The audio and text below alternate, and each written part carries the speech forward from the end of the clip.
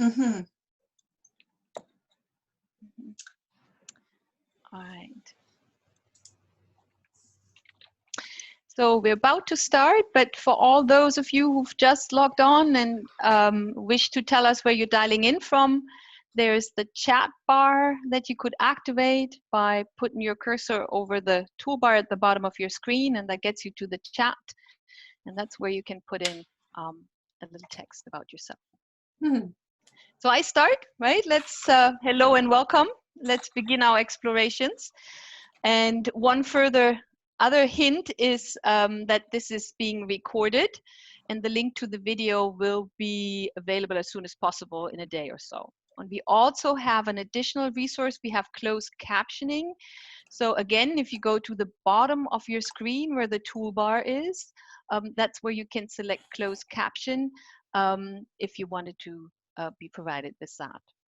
And I am Christine Avenarius. I use she, her pronouns. I'm a middle-aged white female with long brown hair sitting here in my living room in Berlin, Germany. And I'm telling you that because for accessibility needs and for all those who are vision impaired or have low vision or have no visual access to this webinar today, that helps. And I want to begin by saying good afternoon and good evening and good morning for wherever you are in the world, and welcome you to our webinar titled Pandemic Change Up Invisible Structure Revealed. That is sponsored by the American Anthropological Association and the Global Business Anthropology Community. So you've seen the house rules. One more thing, we please ask you to mute your microphones, also the videos if you can, because that influences the bandwidth. And we would like you to put your questions in the chat box that most of you have already found. And you can put any kind of comment you have in the chat box. We monitor that. But if you have a question to the speakers, please put the word question in capital letters before your actual questions. Thank you. Next slide. This is us, our team of organizers. I'm Christine, as I told you guys. I used to teach anthropology as an assistant and associate professor at East Carolina University in North Carolina in the US. And 2 years ago, I returned back to Germany, where I grew up. To work in business, and I work now with skilled craft businesses and advise them on sustainability strategies. And Inga, my partner here, she had this brilliant idea for the webinar, and she started her professional career in environmental decision support for the National Laboratory and the Department of Energy in the US, and has been running her own independent consulting company for more than 10 years. And she will monitor the chat. So next slide, please. We got to know each other as part of the global business community, and that also includes the speakers for this webinar today. We're all more or less part of this community, and we had planned the third summit for this community this year in July in Berlin in 2020, which of course is not happening, but will happen in 2021. And check out the link, and maybe some of you are interested in joining us. So we wanted to do this webinar thinking about these extraordinary conditions that cause a lot of anxiety and suffering, and also the fact that we all hear repeatedly we should keep physical distance and wash our hands, and asked ourselves, what kind of lived reality does that create in different parts of the world? And what does the resulting reality tell us about social structure, about culture and change? And we're not medical anthropologists, and we're also not political scientists. We are not here to report on evolving theories or numbers of solutions. We're also all fairly well-to-do in this crisis, but we're all learning right now in the moment, including you, all you who are listening in, and we're experiencing, in a way, a genuine ethnographic moment together. And so we decided we wanted to benchmark for the future. We wanted to witness real impressions that might be mysterious at the moment, but reveal themselves into some reality or other in the soon to be future.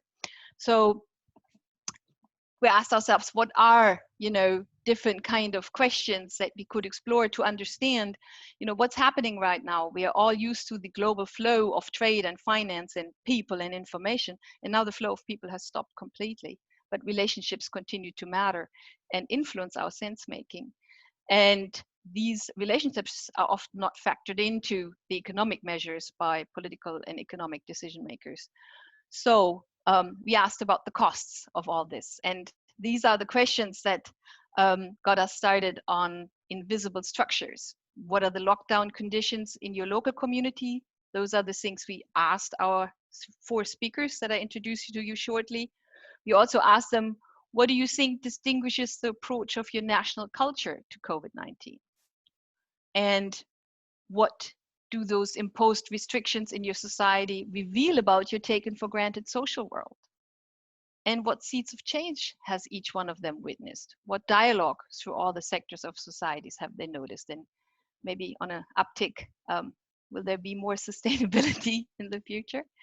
So next slide, please. I wanted to introduce our 4 speakers to you, and then we really get started and look at what they brought us. So Lotta Björklund Larsen is a research fellow at TARC, the Tax Administration Research Center at the University of Exeter. She's broadly based in economic, legal, and moral anthropology, and her research interest circles around taxation. So why we pay tax, why we avoid doing so, and how we are made to pay tax. So those are questions that she puts into relation to state, community, and fellow citizens. And through her research on taxation, she has looked into knowledge that shapes people's lives, collaborative anthropologies, and the digitization of society. Then there is Talia Uzme, who's joining us from Bogota. She's the managing partner of Flipa Consultora, a consultancy in the field of business anthropology in Bogota, Colombia. She has a master's degree in applied cultural analysis and a bachelor's degree in modern languages, which is a specialization in organizational culture. And her professional experience includes leading projects on organizational culture, service design, change management, and user experience research. And she's consulted private and public companies in Europe and Latin America, including such companies as AB InBev, I think that's Anheuser-Busch, the big brewery company, and multinational tech companies like Softtek. We also are joined by Nimo Osman Elmi. She's an anthropologist out of Kenya and Sweden. She's currently waiting to defend her PhD at Linköping University, where she's a fellow. And her PhD thesis is titled Digitalizing Taxation, Travels, Translation, and Transformation of iTax in Kenya. She's interested in travels of ideas to developed countries and how they influence in the society economically, socially, and culturally. And Nimo is currently on the board of the Journal of Financing for Development, and she's also a member of the African Center for Tax and Governance. And Tapsi Ramchandani, she is an applied social scientist with a doctorate in cultural anthropology. She's the co-founder and CEO of Poochu, a chat-based mobile ethnography platform based out of India, which I really want to try out. Before Poochu, she worked with public and private sector clients, lending her exploratory and evaluative research expertise in international development planning, as well as user research. And before anthropology came calling, Tapsi was a reporter with CNBC in India, and she currently sits on the American Anthropological Association's Members Programmatic Advisory and Advocacy Committee Board. So, next slide, please. We asked all our 4 panelists to please capture their local world and their local lockdown, if it happens during COVID-19, with photographs.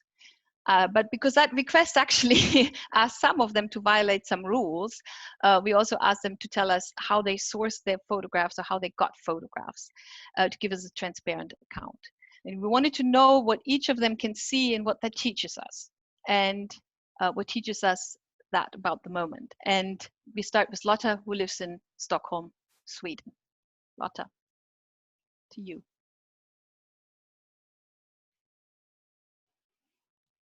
I should start and unmute myself. Hello, everybody. I'm a white middle-aged female, tall, with blonde grayish hair, speaking to you from Stockholm, where the sun is about to set after yet another beautiful day. We enjoy a sunny spring, but I cannot decide if it is a panacea in these terrible times or if it's just a large provocation. Thank you, Inga and Christine, for organizing this webinar and for the invitation sharing some of the ideas what the pandemic revealed about my country.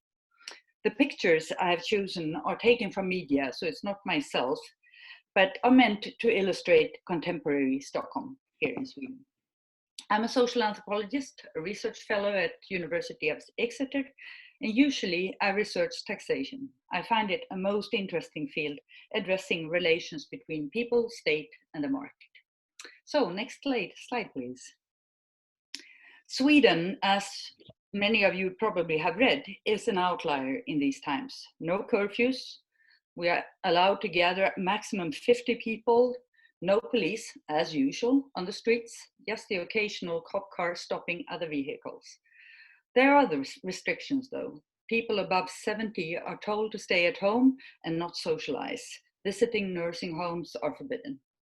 Kindergarten and schools up to high school level, 15 years and above, are open. And the argument is that kids are not so vulnerable for the disease. And if kids stay at home, many parents would have to stay away from work. And that would impede important resources would be taken both from the needed health sector, but also from the economy that still functions. We are, however, encouraged to work from home when possible. Shops, cafes, and restaurants are open and have typed lines on the floor to make it possible for customers to keep distance, not always adhere to, as you can see in the picture here.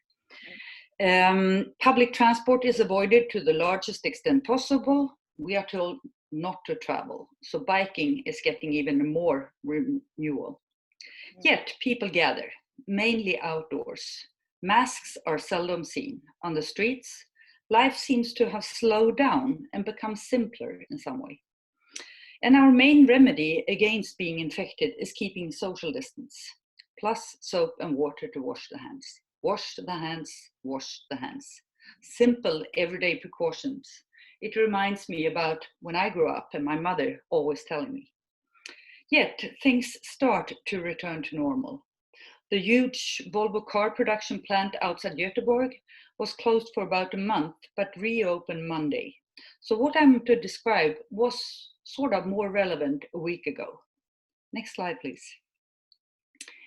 These are dire economic times. There are many people who have lost their jobs. Not everybody gets the support promised to those who lose their jobs. I wonder how the many refugees without work permits or not being registered in Sweden fares. Those who work informally for a pittance already before. The Roma beggars who in recent years were outside any supermarket have largely disappeared. And there are reports of smaller demand for prostitution, which is illegal in the first place in Sweden. And media reports that the implication is that they have to sell more advanced and violent sex. It is business as usual for swindlers who seem to jump on any opportunity to expand their repertoire, but the moral condemnation is even bigger in these times. The generous financial package to businesses offered by our government is quickly subject for fraud attempts.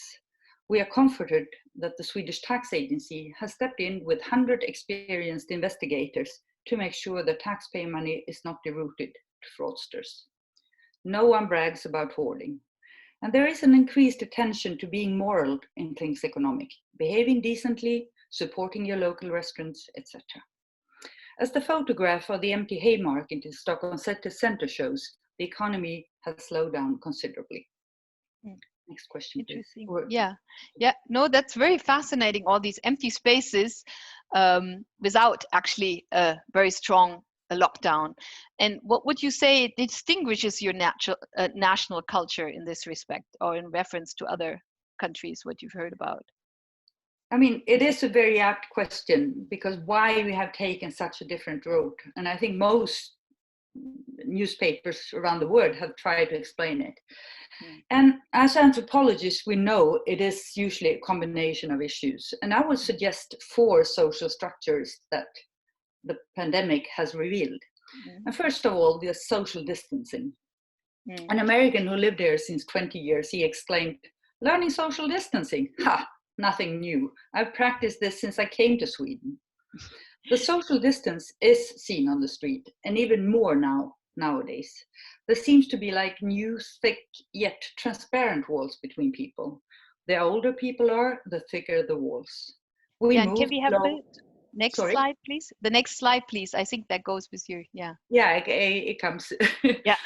and, and there seems to be, so we move slower, keeping distance. And the only reminiscence of the practice crazy Swedes are the eternal joggers in slick licorice who zigzag their way on the pavements, yet keeping distance. Outdoor gyms in the sunny yet cold April weather is all the rage when indoor gyms were closed. As the picture shows, people gather yet keep distance. As a second explanation, and perhaps you could change the slide, please. Government is the organization of our public administration. Government should stay out of public administration's everyday business. This goes back to the 17th century. So the heads of public administrations are appointed by the government and ruled by yearly appropriation letters, but they're not supposed to meddle in the day-to-day issues. So the Public Health Agency of Sweden, Folkhälsomyndigheten, is an apt example. It decides on the strategies confronting COVID-19 and informs the public about the policies, always adapting to the current situation. And Lotta, what do we see on this picture? This the last picture you showed us. Here, it's actually the it's the ferries coming in from the archipelago, the very large archipelago outside Sweden. But you see here how people stand by themselves, very much scattered. In usual times, there would be a big lineup, usually. So it's an illustration of the social distancing. Yeah, definitely. To the social distancing also comes my third explanation, which is called statist individualism. And this has been coined by Swedish historians Henrik Berggren and Lars Trägård, which describes the relation between state and individual in Sweden. And the basic idea is that a strong state and individual freedom are not mutually exclusive, but that state interference can actually strengthen personal autonomy. So the concept describes a strong social trust, while there simultaneously is a radical individualism in society. An individual can be fiercely independent while relying on the strong welfare state. This idea was for the welfare state to liberate individuals from being dependent on hierarchies, on family, or on other structures they couldn't get loose from, and where they could have been taken advantage of. So, on the same time as Swedes are considered highly individualistic, we also have a lot of trust in the orderly and rational organized state. And people sort of do as they are told. They keep the social distance. And the first distinction, I think, which has been brought forward here is Swedes' respect for scientific facts. And perhaps you can go to the next picture. Yeah. We are, after all. Next slide, please. Yeah, it's there. Thank you. And tell us what you see before you. This is an illustration which was shown on television, trying to illustrate the difference between social distancing and isolation. And what it tells basically is that it says, the red lines on the graph shows the people who got infected, and the gray lines are those that are unaffected. And the nodes are when a social gathering was happening. And the message is that avoid social gatherings. And I would say that a fourth distinction then about Swedish culture is our respect for scientific facts. And we are, after all, the country where the Nobel Prize is given. Yeah. The repetitive mantra from the Public Health Agency is that they adapt policies to the current situation, relying on epidemiology. Goodness, this word is horrible. I can't ever say this either. Models. But it is the health situation for all Swedes that are kept in focus. The policies they talk about are not about COVID-19, and not all resources can be allocated to this pandemic. There are the heart attacks, the cancers, etc., etc.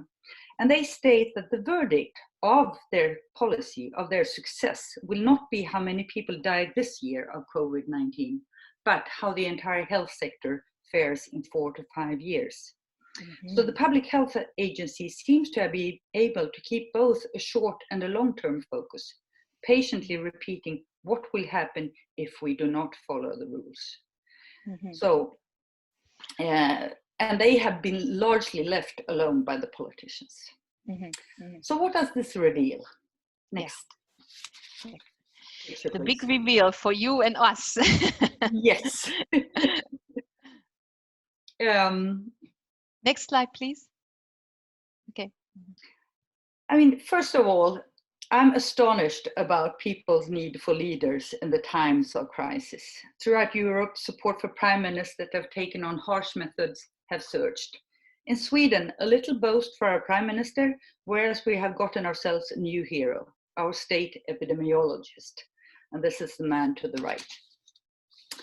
The state epidemiologist of Sweden, Anders Tegnell, come on TV more or less every night. And yes, we watch the television news again, and patiently informs us of the latest strategies taken for Swedish society dealing with the pandemic.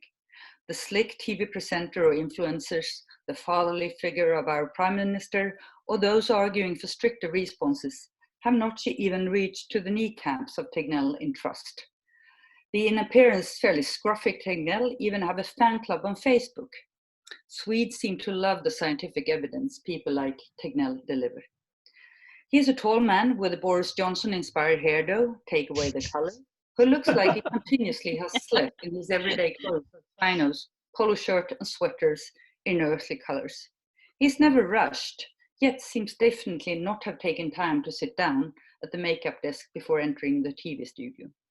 An apt comparison is to our recent heroes Petra Thunberg or Hans Rosling. They all delivered messages which basically is not look and listen to me, listen to the scientific evidence. One of the gossip magazines in Sweden, Dam, lady in translation, cites the apparently royal friend Bettina Philipsson, the lady to the left, an apparent celebrity. And the article says, and I quote, "I have a new crush on all our epidemiologists." She says, "I love Anders Tegnell. He's calm, reasonable, makes us all understand. You could think that I've gone completely bananas, but it really turns me on what is secure and good. Therefore is Anders Tegnell perfect for me. He speaks out of facts and knowledge, and you can trust what he says. He's my new idol," end quote. And we Swedes seem to love such heroes, and the scientific data and numbers they present and embody by their everyday looks. The data is incomprehensible for most of us, but we trust them. We trust science. This is despite seriously being unable to question what these numbers are made up of. The models are more or less secret, so I joined the big crowd of proud Swedes who, in this largely confined and restricted world, enjoy liberty relying on scientific yet obscure data. And finally, do you see any seed of change in all this? I mean, for you, this has all been revealed before, I suspect, but any seed of change that you see? I see two things which I hope will also last. And if I have a minute to finalize, Yes, please do. I think kindness, keeping distance have revealed the need for social relations, networks, etc. And social distance is part of the status individualist explanation. But I live in the global capital of one-person households, almost 60% of all. And COVID-19 brought out new networks. Notes in apartment building entrances are found where people offer to help doing the shopping for the elderly, those in quarantine, or within risk groups. And there is a kindness that I hope we can continue and cherish. And the final sort of revelation for me is, well, goodbye complexity and hello simplicity, if I may say. Because the virus show that there are many issues that can be resolved in so much simpler ways, closer to humans and actually engaging with humans. That not everything, policies, well-being, standards, has to be recorded, audited, and valued in economic terms or resolved by market logics in order to function. The pandemic has shown that professionals are capable to take quick and rational decisions for the well-being of the people.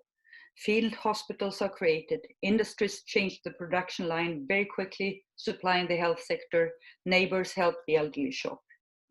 I hope when we go back to normal, so to say, that we take a new look at the economization of society, of accountability, audit society, new public management, all these concepts we know and we usually criticize. Founder of Médecins Sans Frontières in Sweden, Johan von Schreeb, optimistically stated that the pandemic might have brought out a new generation of more daring Swedish doctors with increased self-reliance. He says that we can learn a lot from developing countries using resources much more efficiently in healthcare to really work instead of engaging in the, and I quote him, bizarre documentation hysteria, end quote, as of lately. So how we dealt with COVID-19 could make us question the new public management, the audit society, and the economization that govern modern bureaucracy and corporations and steal resources away from real work of working with and for the people. I am there. Thank you, Laura. That's very fascinating, all the evidence or part or reliance on science. Could we please have the next slide, please? We want now to turn to Natalia, who's going to tell us about life in Bogota. And Natalia, please, you also brought some pictures. Tell us about the pictures you brought along and what that tells you and what that has revealed to you about what's going on in your local society. Thank you, Christina, and it's very nice to be here with you guys. Thank you for the invitation. A little introduction about me. I am 29 years old. I am Latina. I'm sitting on my living room, and I'm the managing partner at FLIPA, a consultancy from Bogota, Colombia. And I'm going to give you 3 key points that describe the context and the situation that we're living here in Colombia, especially in Bogota. First of all, we have been going through quarantine process since March 18, and we're going to get through it until May 11. And the only fragment of our economy that is functioning is about public services, agriculture, medical service, deliveries, transportation, and everything else has gone digital. That means that banks, supermarkets, and drugstores are the only ones that are functioning nowadays. And on a daily basis, you can only go out on specific days, and it depends on whether you're a man or a woman. Females go out on even days and males on odd days, and we have to keep a distance of 2 meters per person. That's the overall context of what we are living. And now I'm going to ask you, please, if you could go forward to slide number, exactly. Thank you very much. So, thank you. In order to start with my description of the photo, before starting, I want to begin with a story so you can gather more context of what I'm living here. And I want you to imagine the following situation. Let's say that you're planning to live abroad and you choose a Latin American country that's called Colombia and the capital city, Bogota, which has 8 million inhabitants. And as soon as you get here, you realize that the context or the way in which the city is divided is with socio-economical strata. And you wonder, what is it all about? So Bogota is divided into 6 socio-economical strata. 1 is the lowest one and 6 is the high one. And in the most formalistic aspect, these numbers indicate citizens how much they have to pay in taxes, how much they have to pay for the monthly utilities. But in real life, these numbers have a different meaning. They carry social and cultural meanings. So for example, if you are to live within the 1 social strata to 3 social strata, then perhaps in some way you are perceived as the lower class. In some cases, 4 is for the medium classes and 5 and 6 is for the highest classes. And this has nothing to do with the economical capacity that people have. The numbers is what the numbers represent. With this, I mean, the social strata divides the city as in which your houses are located the physical structure of your houses or the apartments in which you live. And if you live in a nice place, then you have a high strata, or you have social and cultural capital. Otherwise, if you live in the not so nice places of the city, you're from the lowest ones. So there's a tacit rule in which you cannot perhaps be associated, or you wouldn't want to be associated, people here, with the lower class, and there's a division between the lower class and the higher class. And what does this mean to our process and the images that we're seeing? This is all going to make sense. I'm going to describe the first picture here. What we're seeing on the first picture is a man lying inside a restaurant. He's sitting on the floor wearing jeans and a black jacket, and no one else is with him, and we are able to see vibrant colors. On the floor, you see that a flag is painted, the UK flag, with red and white stripes, and he's sitting inside this food court with no light in it because no one is working there. So what is he doing? He's staring at his phone. He's next to a delivery backpack because he works for a company that's called, in Spanish, domicilios.com, in English, delivery.com. And I noticed him because of this backpack. And when I took the photo, I was asking myself, why is he doing here? What is he doing here? If the streets are empty, because they are, why did he choose this place? And why is he not enjoying the sun? So in order to answer these questions, I started to ask myself, what happens on a daily basis here where he's in? So the first thing that I realized, or the first thing that I noticed, is that the food court is actually a place, and it is located in the north part of the city. It is a place that medium and high classes frequent. So it would be difficult, according to the social structures, for him to be within that place and not to be thought of as an outsider. However, as we are here today, and with the COVID situation, no one is there to judge him, no one is there to make him feel like if he were an outsider. So he is able to be at that place at that exact moment because he's not going to be judged. There are no social dynamics in place. There are no micro moments that create this disruption. And particularly what I think, or what I saw from this picture, like I said, it has a flag on the floor, and it is also called, the food court is called Carnaby Street. It has an English name, so it evokes prestige, it evokes social and cultural capital, and the name and the whole combination of decoration here evoke or function as gatekeepers. So to indicate who belongs to that place and who doesn't. And what it struck me the most is how things are changing and how he can feel safe, perhaps, within that place at that exact moment. So what this picture tells me is that one thing or one aspect of our society that perhaps we know about it, but it becomes invisible, became visible within the whole process of COVID. So that's picture number one. As for picture number two, it is not uncommon, I'm going to describe it, it is not uncommon to see this following scene. Rappies, this is what we call to the delivery guys that work for a Colombian company that is called Rappi. They gather together on the streets because they are waiting to receive a call for the customers to deliver some food. And what happens here? We are seeing three guys, each with a backpack from the delivery place that I'm talking about. They are sitting, one of them is sitting, two of them are standing, and they perhaps are talking. And before this happened, when we saw these Rappies on the streets, or when people saw them, they would not actually look at them, pretending that they were not there at that place. They would even move their bodies not to touch them because they do not perceive delivery guys as being as being humans. It is difficult to say it, but as being humans or things or people that need attention So what I'm saying here is that they perhaps become an invisible landscape.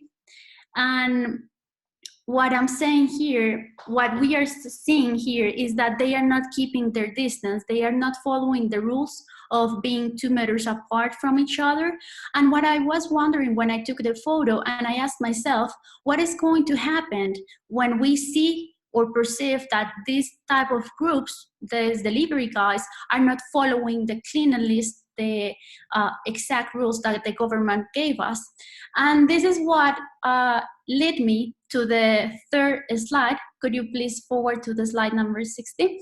This led me to think about this person. He's what we're seeing is a comedian. It is a white man in his middle 30s. And this comedian is enacting, or he has a character that is called One Piece. He enacts everything that he thinks it's wrong with our culture. So he mocks about how wealthy people, all the highest classes, think, art, or recreate and enact their reality. And what he brings into the table as for this discussion is that whenever he talks about these invisible people, the delivery guys, he uses within his character and the critique, he uses words, very hard words, such as they are disgusting, we don't want to be near them, it is difficult to understand their reality, their perspective.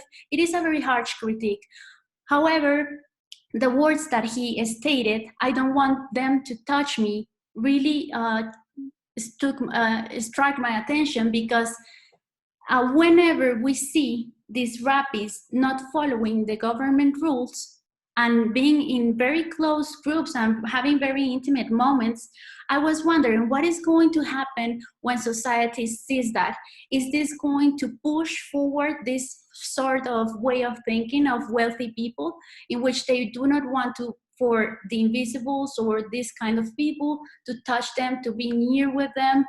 And I am wondering, and this connected or resonated with Maurice Douglas' approach on cleanliness and pollution. And I was wondering if this kind of breakage of the rules, of the government rules, was going to impact and further breach or increase the gap that we have as a society involving this social structure and these social rules. So that's one of the questions that I do have. I cannot answer it, but I do know that this has had an impact, and people are talking about this, about how they feel and think that these types of groups are behaving. Okay, thank you. Yeah. Now, yeah. You brought us another 2 pictures, right? Also about your what you think is very distinctive about the national culture, right? Yeah. In response to COVID-19. So yeah, exactly. That's the picture. What we're seeing here is several women that are on the street. They are making a line. They are waiting for the bank to be open. They are all wearing masks, hoodies, jeans, sneakers, and comfortable shoes. And what this photo represents is that this division between females and males that I was speaking at the beginning of the presentation. Yeah, very fascinating. Yeah, exactly. So females can only go out on even days and men on odd days, because the government says it is easier for the police to spot if someone is breaking the rules.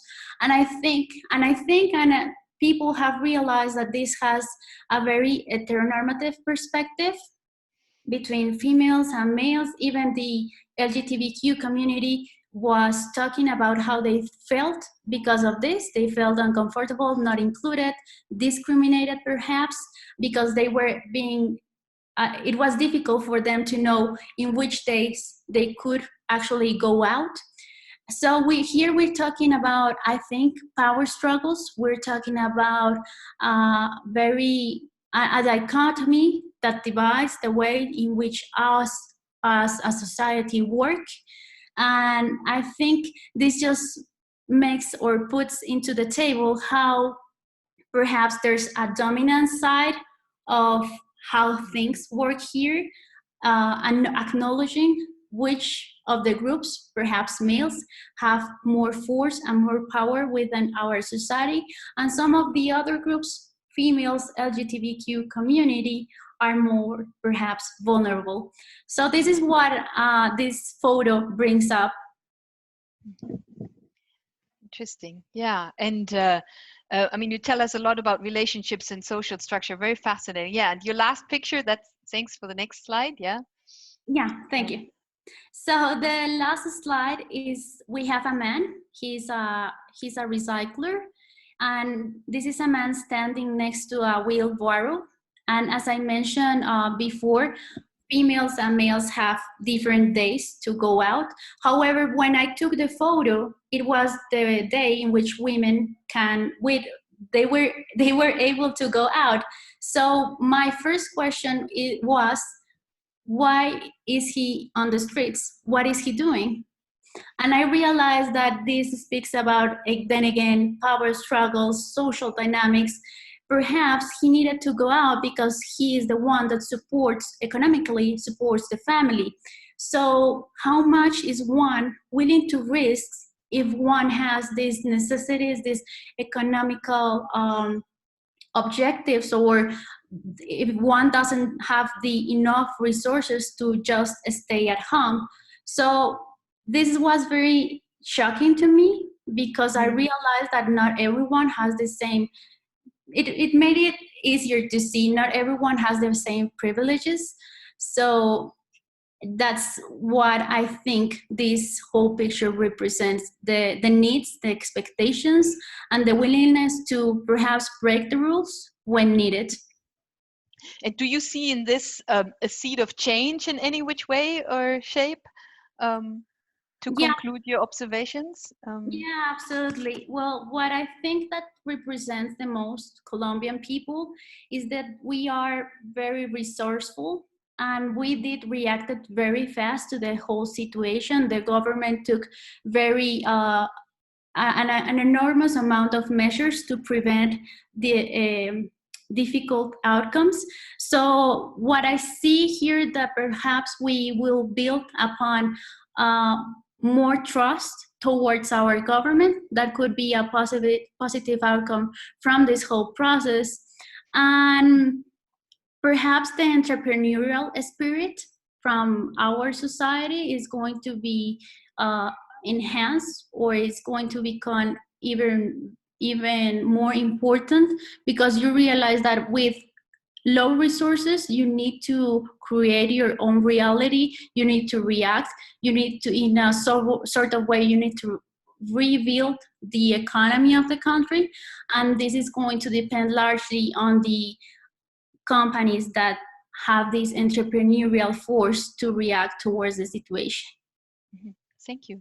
Yeah, very fascinating. I mean, particular for us, observing how much these social stratas mean in this context. And for everyone else, we are collecting your questions. We going to the next person presenting to us now, and then collect the questions and pose them and select them and pose them to the speakers at the end. So we're talking to Nimo now, Nimo Elmi in Nairobi. And Nimo, if you please also tell us how you were able or not able to take pictures, and what that reveals about the social structure in your local community. Nimo. Nimo, are you there? Yes, Oh, sorry. Yeah. I forgot to unmute myself. Yes, so thank you, Christine, for that. I would like to start by thanking Christine, Inga, and Jeff, and the entire American Anthropology Association for this opportunity. Yes, I'm in Nairobi, Kenya, and I'll start by describing myself. I'm a young female from Kenya, Norway, and Sweden. However, I'm currently living in Kenya. I have a lot of melanin on my skin. And in public spaces, my hair is usually covered with a piece of clothing called a hijab. And today the color chosen is in maroon, so I'm covered in a maroon hijab. I hope that helps for the people who are not able to see me. So I start by this picture that I chose, because it really struck me when I was thinking about, the government's position in enforcing the public health, with taking control over people's public health. So in Kenya, the first case of corona was discovered 35 days ago.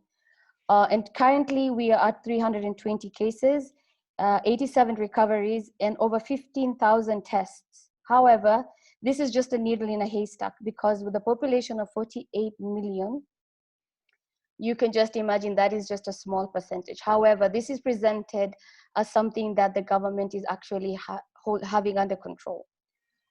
When I think about the government's approach to dealing with corona in Kenya, I think of governmentality, because government, while such as social distancing, contact tracing, and quarantine are the buzzwords that we're hearing, especially in the media.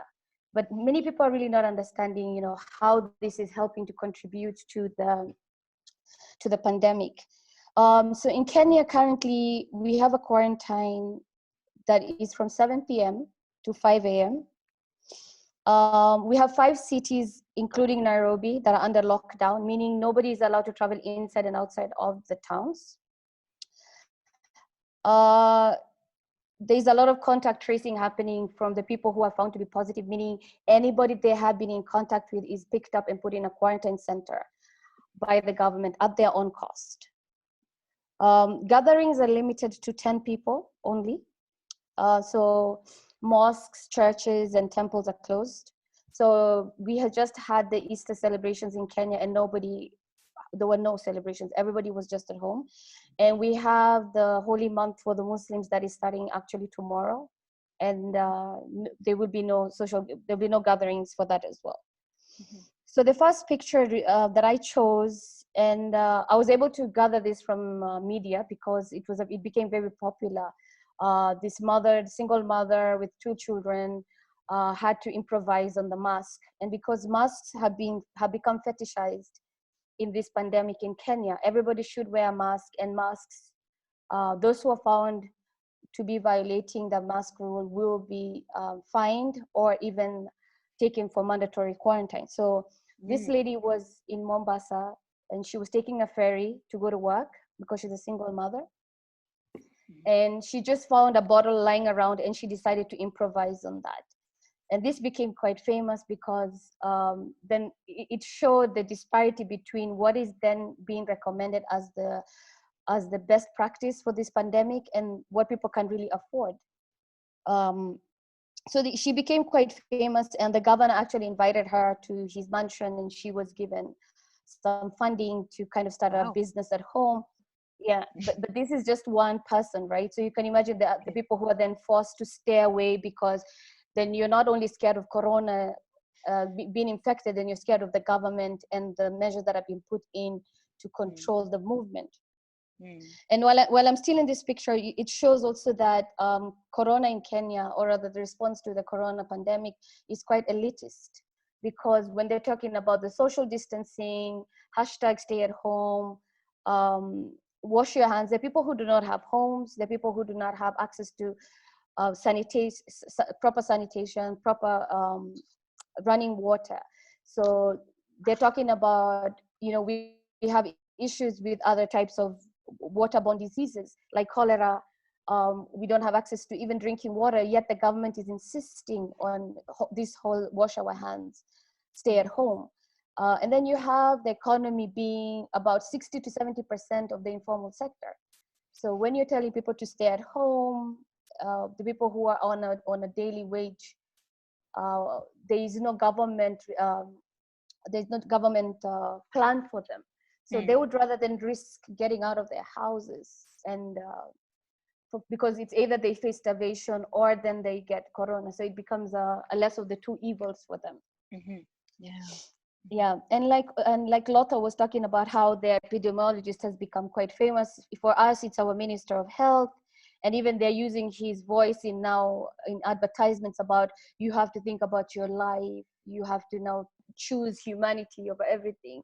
But this is quite elitist, because they're using the television, they're using the social media to send out these messages, again, not thinking about the people who are not connected to these mediums. Yeah, so it's like the people who live in the urban centers, who have access to televisions, social media, then can get onto this messaging. And I don't want to give a comment about maybe vernacular radio stations, because I've heard that there's been some vernacular radio stations that have been taking these messages out. But I still see that there's a lot of elitist approach to this. Kenya has also received a lot of aid to deal with this pandemic, talking about the billions that have been spent, yet it's not really visible at the grassroots level, because you have the social activists who are now going to social media to show that this is the Kibera slum, people don't have water, or this is like the Mukuru slum, people don't have water. But the government still insists that it is providing masks, it's providing food, it's providing water, yet it's not really tangible. It's not really, it's not going to the lowest of levels in the places that it's needed. Not really visible also, right? It's not really visible. Yeah, so and then a lot of Kenyans have not yet been tested. And it seems that their deaths are not going to be really as prestigious enough to be shown on TV or to be counted as a COVID death, because it seems like the people who are in the elite groups are counted as a death or a positive. So because you either have to have money to pay for the testing, or be able to have access to the centers that are doing the testing. So there could be people who have the symptoms but are not having access to these health centers, or because it costs money for you to be quarantined, it costs money for you to be tested. So it seems that they will die, but they will not be they will not be counted. Their deaths will not count as COVID deaths. They will be, they just died from some symptoms related to COVID. So it's the people who have access to that, and the government then controlling who is given access to that and who can come into that bracket of becoming positive, because they're also trying to keep the numbers, I think, in my view, quite low, because by saying you have only 320 corona infections countrywide, then you kind of show that, you know, the government is under control, or rather the government has a good understanding over the pandemic. So we see a lot of templating of solutions, which is something that Kenya, I feel, in my view, due to my research, my previous research, Kenya has become really good in kind of templating their responses to such pandemics. So you have these whole hashtags and responses to what Kenyans should do in this, just stay at home, keep your social distance. But people are not really understanding, especially from an African perspective, the whole idea of coming together as a community, meeting together. You still see people walking in the streets together, not in large numbers as they were before, but the whole concept is quite foreign. So it's either if I just have my mask on, whether it's a low-end mask or it's a high-end mask, if I just have my mask on, then I'm safe, which is not really the true message of this pandemic. So it's a lot of false messaging that's going out there. And then you have also masks that are being reused, masks that are supposed to be disposable, being reused. They're therefore also defeating the purpose of enforcing this rule. Yeah, so if you can go to the next slide. Yeah, what I'm hearing is that they're being out of touch, that the government is is sort of out of touch with reality in a way. Right. Yeah, even in its briefings, they have these daily briefings where they allow journalists to ask questions, but they limit the questions that are asked. So they're not really open for feedback, or they want information about people who are infected, and they've made it such a stigma that your neighbor can call in and say that, oh, I think somebody in my neighborhood has the corona. Then a lot of people dressed in white suits are going to come to the place and grab you, and people are going to film it, and it becomes really theatrical in a way that getting corona, then it's not going to mean that you're going to die, but it means that something really awful has happened to you, that then you're going to be forced to then pay for your own quarantine, and you don't know what's going to happen to you in these secret places that they're taking people. So it's a whole lot of governmentality. And then there's also been talk about how some foreigners were allowed to do self-quarantine, and some Kenyans were not allowed because the government feels that Kenyans are not going to be as responsible enough to take it upon themselves to self-quarantine. So this whole understanding of, we know how to govern better, and and let's take in charge of that. So I think that has become quite clear. So this picture, I actually sourced it from Twitter, but I was actually allowed to share it with the owner. So I should actually give credit to the owner. The name is Nasima Rashid, and she was taking this picture from a suburb, from her apartment. And what happened was she was able to then capture Mount Kenya in the background. This has never happened. The last time this happened was almost 15, 16 years ago. And you could even see the snow in the caps of if you look closely. So why I chose this picture was that something is happening in the air around us.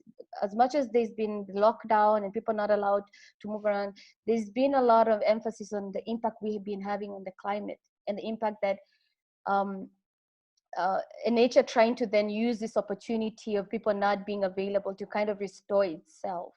And in places like Nairobi, where people are not really concerned about the environment, concerned about climate change, I think this is one of the best messages that has come out of this pandemic. Like, okay, yes, a lot of people are dying, a lot of people are suffering, but yes, nature is actually finding a way of rejuvenating and is restoring itself.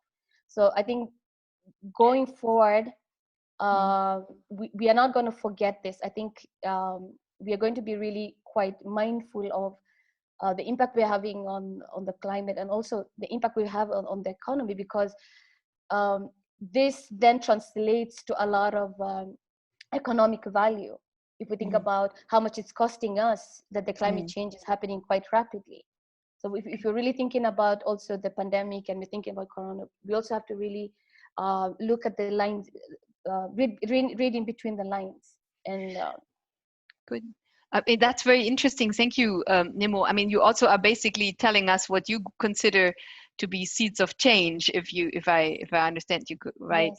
And you will have a lot of questions. So in the interest of getting to questions, since we decided to put them at the end, I would like to now turn it over to Tapsi in Bombay. And Tapsi, you please too, you brought us a lot of lovely pictures, and please tell us how you decided to take them and what they mean about your reveal, or what they reveal to you about what's going on in your local world. Yeah, absolutely. Thank you for the introduction, Christine, and hello everyone. Yeah, just to jump right into it. I started a company called Pucho. We can talk about this more in the discussions, but the picture that you see, if we can switch to the first slide, is, yes, it's actually a picture of the view from my apartment. I live on the 6th floor of an apartment in a Bombay suburb. And it's, what you see right here is a really busy street. With a lot of people coming out of a mosque. We have 3 mosques in our area. We have a very indoor faith community. So there are mosques, there are temples, there's a church. So there's a lot of activity always happening around us. And this is it's a normal, these are Friday prayers. I think this is the one in the afternoon that just broke up, and people are just smiling on the street, and this is very, it's a normal scene. And if we switch to the next picture, you will see that this is what it looks like right now. This, I think, was taken at about 7 o'clock in the evening, 7:30, 8 in the evening, completely empty. It's the same view of the mosque. It's from my apartment, and yet there's nobody there. In fact, the mosque, which usually would have some kind of awning outside so people can sit down for their prayers, it's really hot, so there's a cover for them. All of that's been removed because there's no activity. So this is the context for my discussion today. And now let me just backtrack a little bit and say that I'm a 35-year-old female. I'm wheatish complexioned, dark hair. I'm a mother of a 2-year-old. It's late at night. I still have my contacts on. I would normally switch to my glasses by now. Amazing. You really, it's really late. Kudos to Apsi for still being awake. Wow. No, it's totally fine. I've thoroughly enjoyed the conversations. So yes, the context of what's happening here right now is the fact that we are 4 weeks and 2 days into our lockdown. I'll tell you what the lockdown means in a second. We started on March 24th. It was supposed to end on April 15th. It's been extended to the 3rd of May. And till April 15th, it was a complete lockdown. So everything, including government offices, were shut. However, on the 14th of May, 14th of April, I think it was the Prime Minister extended it and said we're going to push it till the 3rd of May. However, starting the 20th of April, which was basically just a few days ago, certain services are going to be allowed to resume in the country for a whole bunch of economic reasons, especially for people who rely on daily wages to survive. So things like construction started again, manufacturing plants have started again for certain services. However, ultimately, the decision has been left to state governments to decide and to figure out what to do given their unique situations. And so even though there has been an easing of services in my state of Maharashtra, and in particular in Bombay, the capital of Maharashtra, and the neighboring big city of Pune, where I'm from, which is my hometown actually, we have been exempted from the easing of restrictions, which means we go on till the 3rd of May with absolutely nothing but essential services. And that's the context. And so we have social distancing in place. Masks are required when you're out in public. You have to keep 6 feet of distance between 2 people. There is no public transportation, barring a few buses that ply on very fixed routes. So no metros, we have metros, and then we have local trains as well. Metros are just an upgraded version of our train system, and so both of those are shut. There's no air travel at all, no domestic, no international air travel. Generally, what this has done from a personal experience is it has brought to the fore how lucky we are. When I say we, I mean my family, in where we live, in our socioeconomic status, in the social networks and social capital and economic capital that we have in terms of having access to things in the midst of a lockdown. Because even though the initiative is good and the intention is right, which is we're such a populated country, we're over 1.3 billion people. So the only way to contain this is to keep people away from each other till you can find a way to flatten the curve. And yet the implementation is where there's been a problem.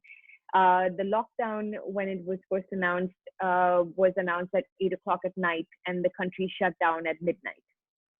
So we had no time to prepare. We didn't have time to hoard our supplies and keep everything. I mean, of course, the buzz was on for a few weeks prior, but the way that it happened gave very little room for people to figure out what to do. And so what ended up happening, ironically, is you had tens of thousands of people swarming bus stations and train stations while they were functioning, trying to get back to their villages, because a lot of people were migrant laborers who worked in big cities and now had to go back home because, no one is keeping funds aside for a rainy day. So now that you have a lockdown imposed, you can't make your daily wages, you've got to go back home. So it had this reverse effect, this negative externality of actually creating more crowding rather than less crowding, as people scramble to get back to their hometowns, where at least you have farms and you have land that you can eat out of. Just being mindful of time. Can you maybe capture for us, what you take as very significant for the national culture as opposed to the other things you've heard? I mean, we heard the very rush. You were very shocked that it actually happened so overnight. And I'm really always amazed to hear that people really went back to the countryside and there was enough for them to eat and survive on, which is not true everywhere else or everywhere in the world. But what did it leave you with when everybody left and you were all by yourself in Mumbai? Yeah, so again, we had access to things because we are networked. We have people we know who know other people. So it's the who know who kind of phenomenon. And so we're still able to get access to vegetables and fruits because I can just make a phone call and give them a list and someone just comes to my door. But this is not the case with most people. At a national cultural level, what this has revealed to me is, once again, not surprisingly, what Akhil Gupta and James Ferguson call the vertical encompassment of the state. The state is all looming. The state is everything. Ties into the ideas of governmentality, of course. And how it was just imposed on us from top down, right? This is what's going to happen. And I understand part of this, this is how policies sometimes have to play out, but with no deliberation is something that's a little jarring, and with no heads up, that's really jarring.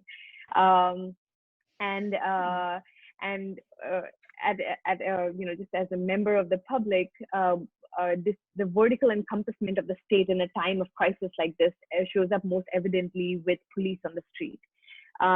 So we are a high containment area. There are lots of cases in the suburb that I currently live in, and yet there are no cops in the day because it's really hot. So everyone's hiding in the shade. And yet come night when it gets dark, there are about 25 cops outside on the street. My husband has seen 2 people getting beaten up while they were talking to the cops because they just stopped them on the road and asked them what they're doing. And obviously weren't happy with the answer. So there's this bizarre feeling towards the government where on the one hand, you're appreciative of like a strict stance that you have to take because, like Nemo said, we are a culture where we are so close, social distancing is a luxury to be able to do that. So and to think that they were able to successfully pull it off and things are shut down, people have moved and people are wearing masks for the most part, and yet at the same time there's this wielding of the stick part from the side of the government, which also interestingly ties to the closing of alcohol shops. I mean, we have not been able to understand why social distancing requires wine shops to be shut in India, and the only explanation that we can think about when we discuss this is it's this culture of penance, that we have here, yoga, moksha, salvation, suffer a little, give up material goods for the greater good. And maybe it has at some, underlying levels related to that, because there is no legitimate reason why alcohol should not be allowed, especially if people are not allowed to leave their homes and are under curfew. So that's something that's the culture. Fascinating. So before we close, I mean, you brought us all these pictures. Tell us what we see on these pictures and why you picked them. What did you want to tell us? One, I think I'm just going to leave on this point, and this image, these 2 images, I'm sorry, these are my house help. So the lady on the left was my child's nanny. Her name is Anita. My daughter is Yodhi. On the right is Shobha with Yodhi again, my daughter, and 2 twin boys. And the reason I wanted to show this picture is India runs on the informal economy. It runs on people coming home, working and getting paid in cash to do that. Some of this has changed because of, demonetization stuff that has happened in India since 2016. But the idea is that we depend, our lives are dependent on other people. And so when other people leave, we realize our dependencies are very drastically brought to the fore.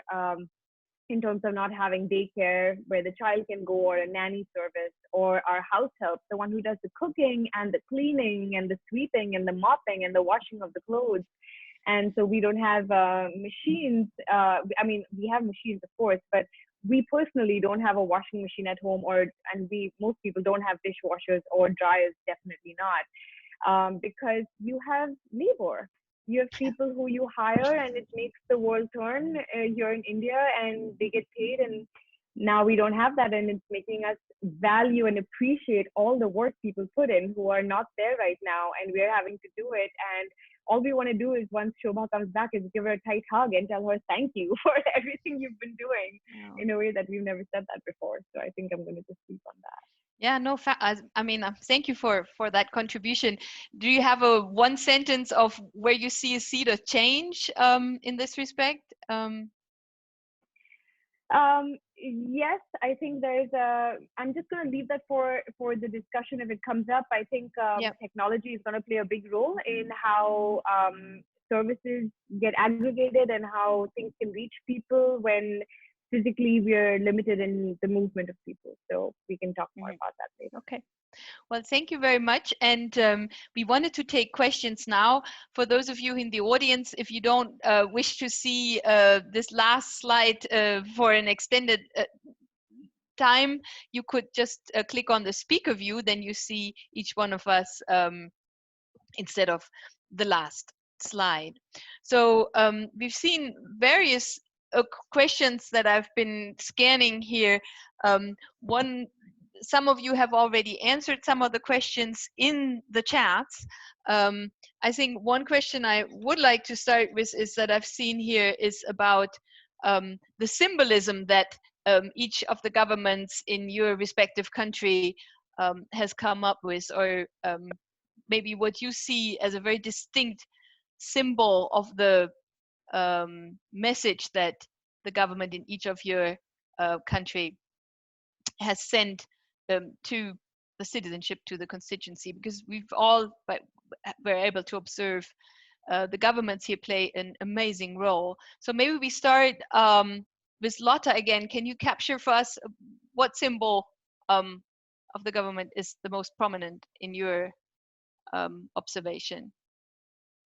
I mean, as a symbol, again, I think this the state epidemiologist who comes on as really embodying how the Swedish state is supposed to function when it comes to not politics, but rather, you know, facts and governing the present, regardless of what it is. So for me, he that's also why I choose to show him was that, or you know, it's not so much him perhaps, but rather the message that he carries.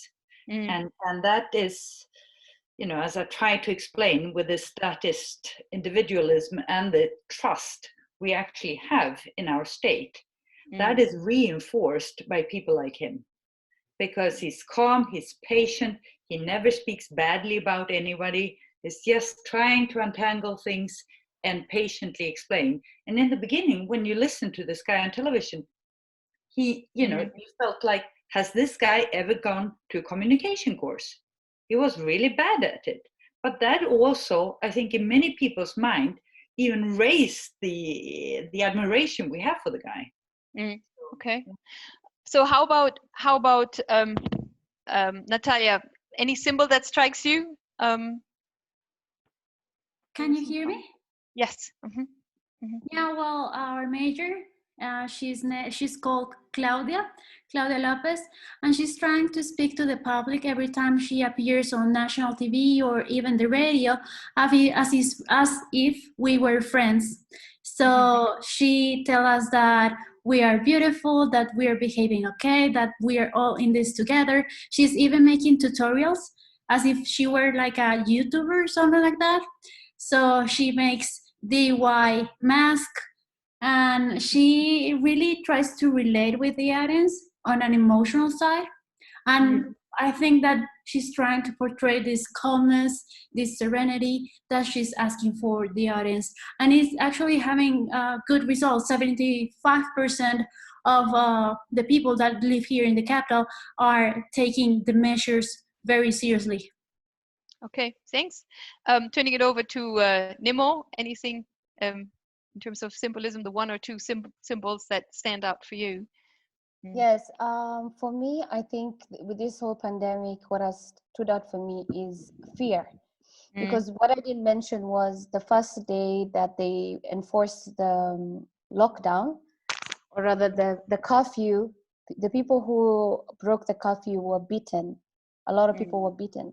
So the government is really employing a lot of fear, not only of the disease, because the disease can kill you. They tell all the different ages that are dying of the disease, but at the same time you also fear the repercussions of not really following what the government sets out. So it's not really the social justice or the social it's not a part of social health. Rather, it's the health on behalf of the government. So the fear out there is quite strong as part of the symbolic of this pandemic, in my view, in Kenya. Yeah. So you fear the government, then you fear corona. Okay. And Tapsi, to close around. Yeah. Your favorite symbol. Yeah. No, relatedly, I have to say, for me personally, it is the policeman on the street. A few days ago, actually, we even had a parade. We had a parade in the middle of coronavirus of all the police connected to the police, the police headquarters of our area, and they all came out keeping their distance between them, but they had cop cars on the front and the back and loudspeakers, and literally a parade with 3 rows of policemen just going, men and women, going down a long stretch of road, the picture that you saw on the first slide, just telling people to be safe, to practice social distancing, that we're the cops in your neighborhood and we're here to keep you safe. And that is, it's a very strange thing to see, because I've never encountered this. And I'm born and raised in India. So it was, for me personally, in terms of what I've been exposed to, this is the first. Yeah. I mean, this is. I mean, we see it also in the chat. I mean, the role of the government and how much in all your 4 cases. I mean, the government plays a role, jumps at the opportunity, and or changes people's lives in such a drastic way, and also the role technology plays in this respect. Now we got several questions for Lotta asking about. Being some of the people here in the audience being quite puzzled that nobody questions the epidemiologist and his models. Do you want to say a couple more things about why it is that despite the increase in deaths in Sweden, people trust that much in the government? Of course, there has been a lot of criticism against him, but they have failed, I would say, mostly because they seem to be out of other considerations than the true scientific facts. And then there were 22 academics and professors and medical doctors and virologists, they tried to substantiate their position by different titles, who sort of wrote that this is Sweden's way is wrong and we should do this much harsher, and etc., etc. And however, the data and the facts they used were then basically pieced and put, basically taken apart and shown that they had just cherry-picked what suited their argument, right? And this actually, this was as an op-ed in Sweden's biggest newspaper, Dagens Nyheter, and it rather reinforced his position because it was so typically made out of other concerns. And I would say that there are political concerns, but people are afraid, and rightly so. We have no idea where this is going. Yeah, no, I get you. Yeah. But we choose to rely on this person. I mean, this is another question that has come up in the chat, the question of who is making up the advisory council of the respective government. And I think I want to turn it over to Nimmo in this respect. Nimmo, you talked about the Kenyan government's response, and we're all surprised how much they have adopted what the World Health Organization says without much adaptation to the local circumstances. Who's in the advisory council? And maybe also if you could talk a little bit more about the role of artists, or why artists are so revealed. Yes, so I can't say much about the advisory role, but I know that they have some prominent figures within government who are in the advisory role. So you don't have a lot of social scientists informing policy. It's mostly medical doctors or people working within the Ministry of Health. And then you have WHO, of course, who is providing some funding to that to the response, because obviously there has to be an aid perspective in this response. Yeah, so there is a lot of that. Okay, what is a medical response to that, but not really looking at the social or cultural perspectives there. Yes, and the artists. So there was an announcement that the artists are going to get in what we call in Kenyan shillings maybe 100 million. So that's maybe $1 million US. But then it's quite vague, you know, whatever artists are going to get it, how they were going to get it. It was just announced. So it became quite a parody on social media, where people then started making jokes about how they were going to become artists to then tap into this funding that the government was offering. And is there any financial consideration for day laborers or anyone for the informal economy that the government is thinking about, any measures to help those who are day laborers? No, but they have come up with this new tax incentive for people. But then the people who actually earn the lowest are not going to really get a tax relief. And in my view, they were actually not paying taxes in the beginning. So when the government says if you earn, let's say from 5,000 Kenyan shillings to 10,000 Kenyan shillings, you're going to get so much relief. But if you were not paying taxes to begin with, then that's not really going to affect you. So I think the people who are earning more money, then that would be a relief for them. But the people who earn between $100 and $200, they will not really feel that. Thank you. Tapsi, how is it in India with the informal economy? Is the government considering any measures to help those people who are day laborers who don't have a regular income? Is there any considerations? Yes, they have come out with a relief package, pretty substantive relief package to help people who, especially day laborers and people who depend on daily wages to make a living. However, again, in terms of implementation, they require you to show certain proofs, right? A ration card, a certain thing. And, you know, anytime you deal with the materiality of having to prove your identity, that's a problem, especially when you're dealing with people who are moving. You know, that by design, these are people who are moving for their work. And so who has a card, who can prove their identity? And so we had, you know, we've had some,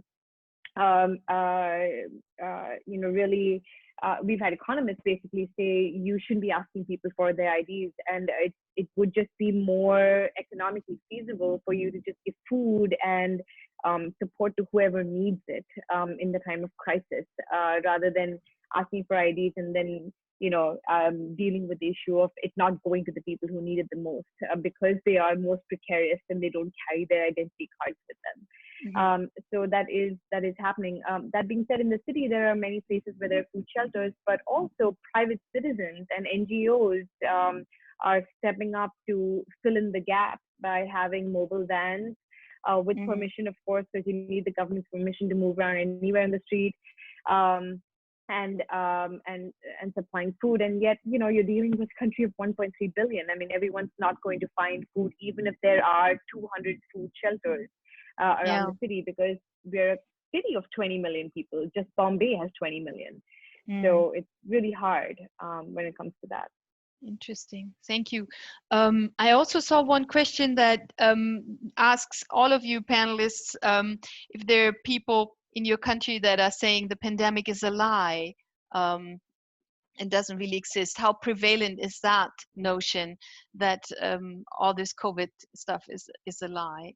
I don't know, Natalia, do you want to start, or does that come up in Bogota at all? Well, here actually it hasn't come up because people have been taking this very seriously because of the government messages that they sent, because they are very scared. We don't have the economical resources as a country to respond to an epidemic.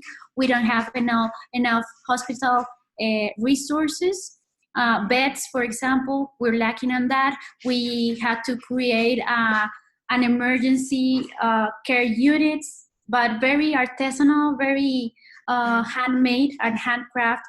units to respond to that, and we are very scared. So we know that we cannot do this to our city, to the country, because we wouldn't be able to handle it. So I feel and I think people are taking this very seriously, except from a few comments from perhaps elderly people that at the beginning they thought that this could be cured by taking ginger or something like that.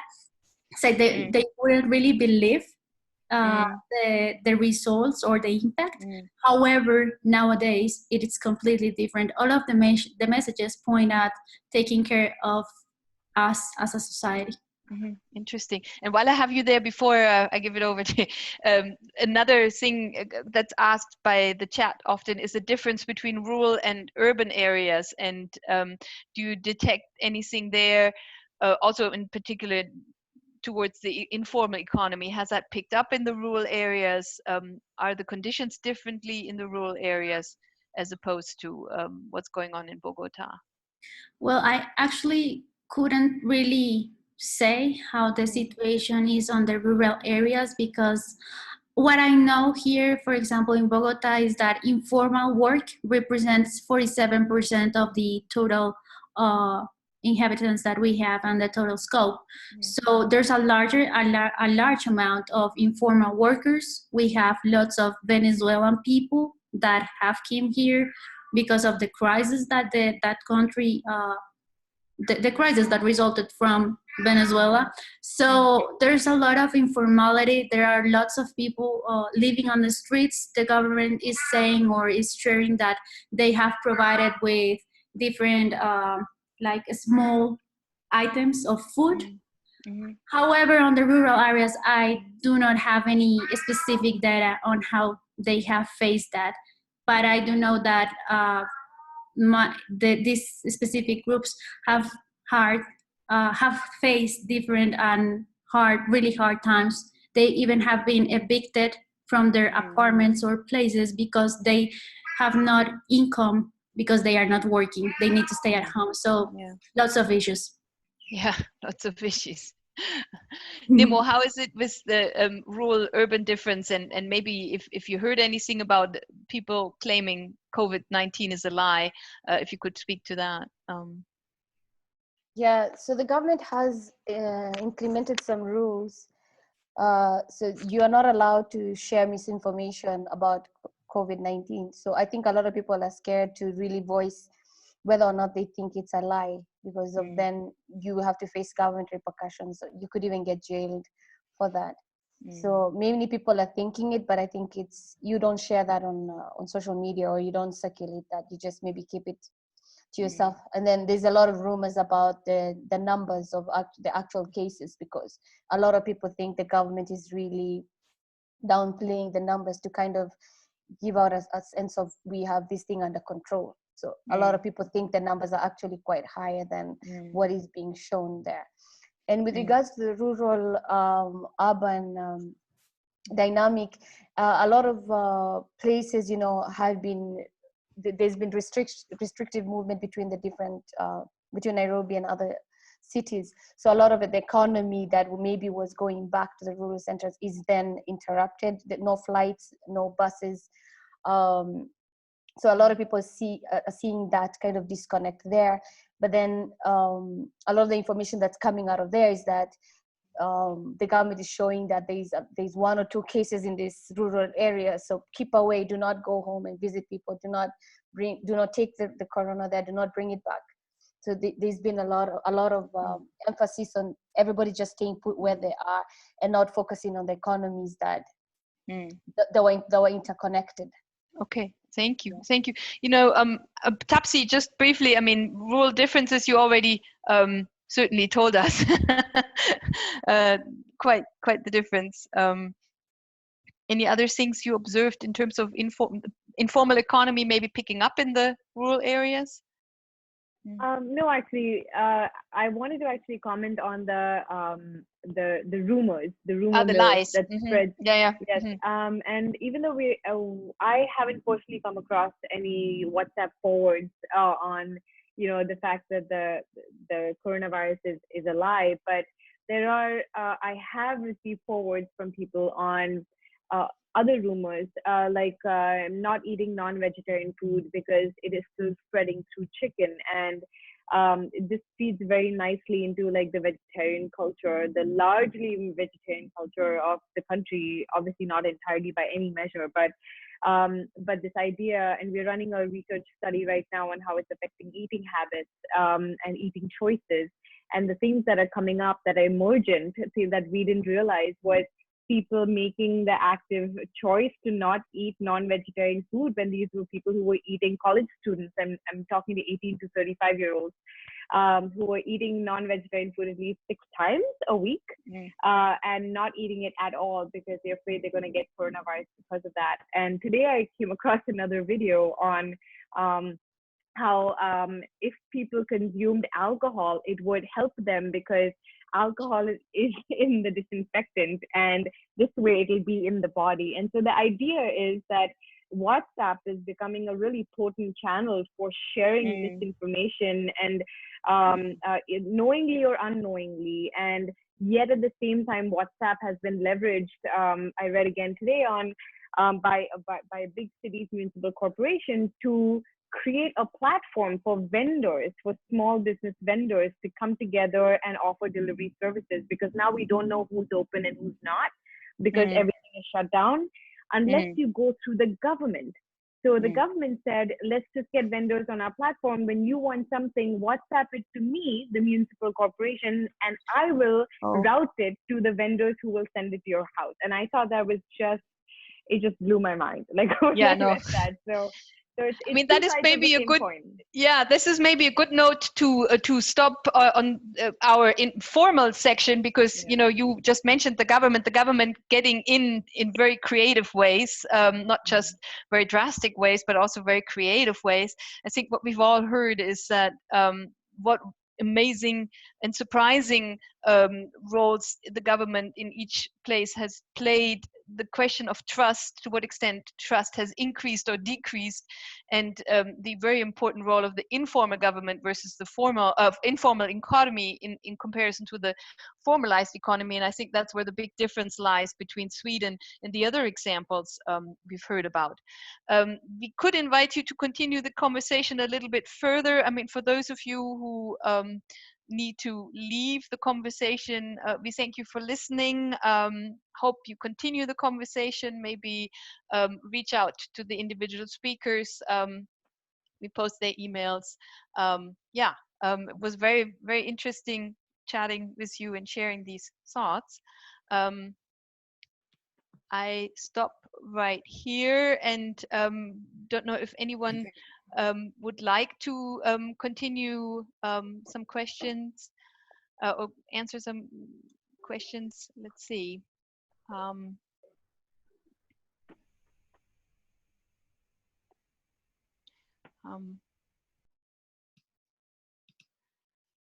me see. There. Hi.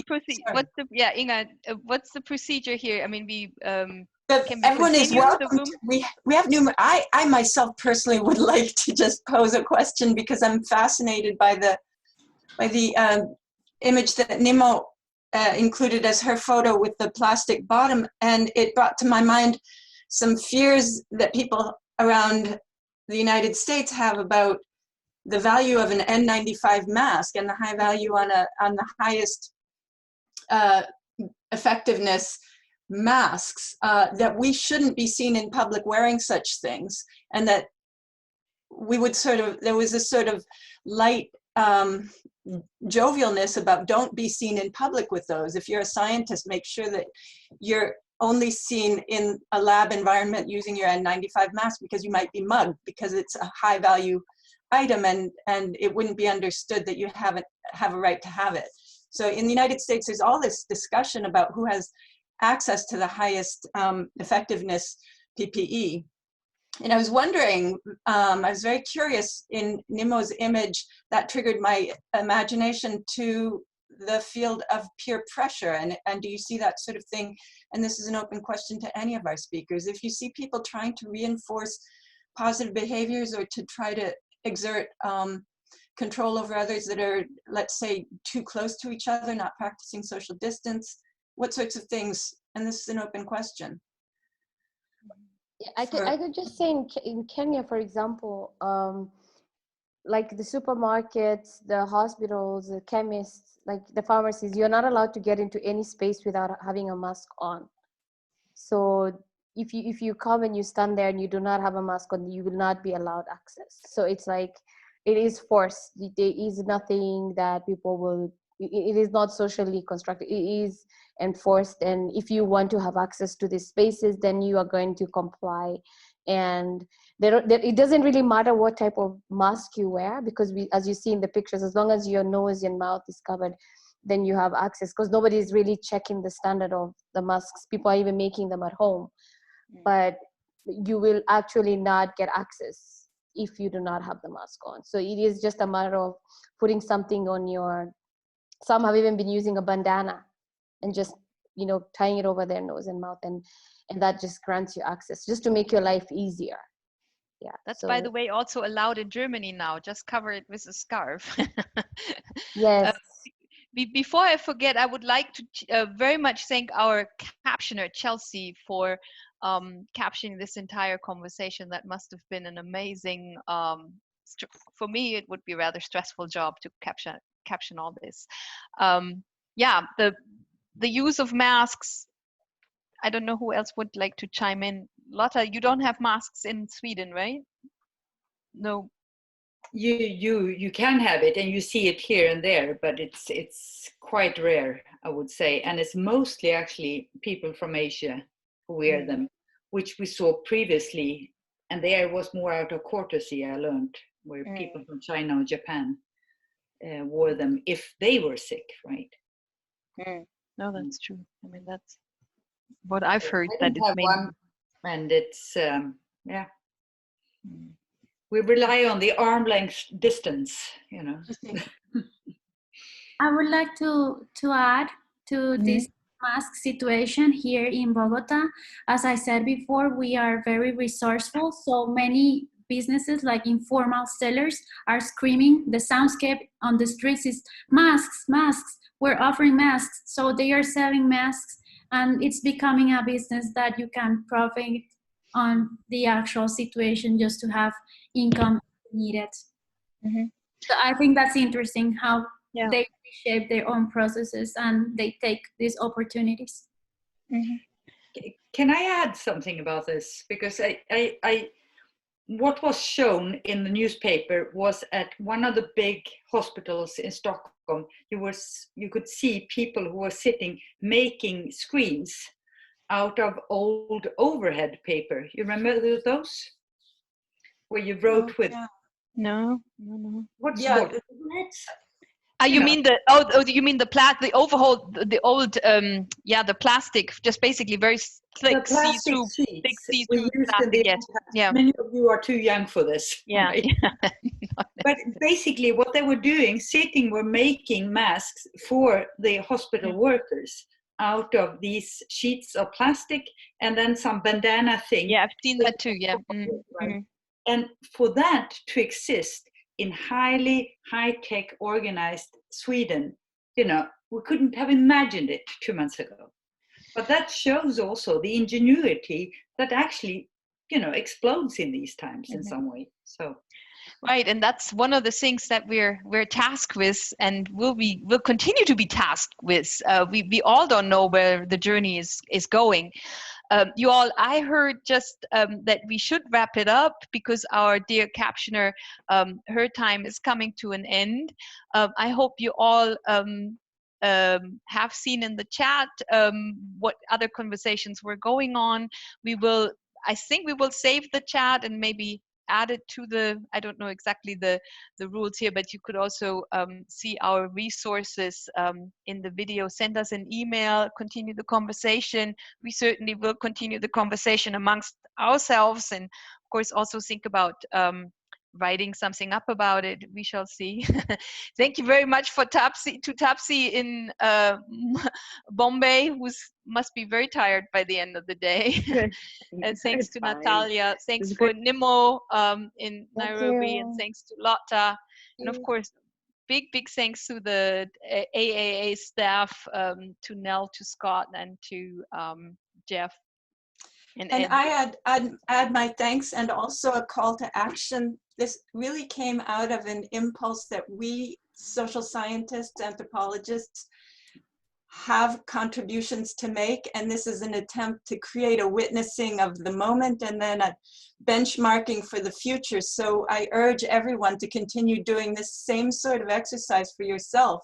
Just go out and do our own autoethnography, just as we do, and store it, and then who knows at what point this may turn into one of those enterprises that, like Lotta was describing, the remarkable things that we have no way to anticipate the direction of.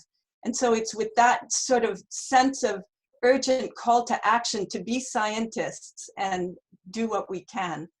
And thank you very much all for this fascinating discussion, and thank you to AAA. Keep taking notes. Will do. Good night, everyone. Bye. Bye, Thanks. everyone. Thank you. Bye. Thanks, everyone. Thank you.